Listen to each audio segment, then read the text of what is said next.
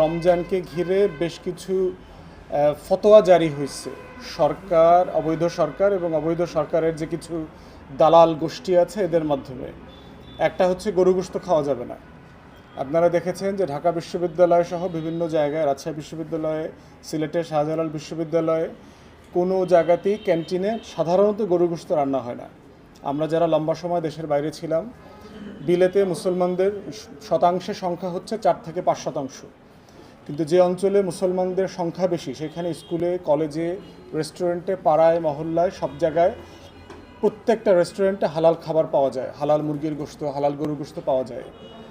সেখানে 90% মুসলমানের দেশে হলগুলোতে গরুর গোশত রান্না করতে পারবে না, ইফতারে সেহেরিতে গরুর গোশত খাওয়াইতে পারবে না, অথবা যার যার মতো করে সে খেতে পারবে না।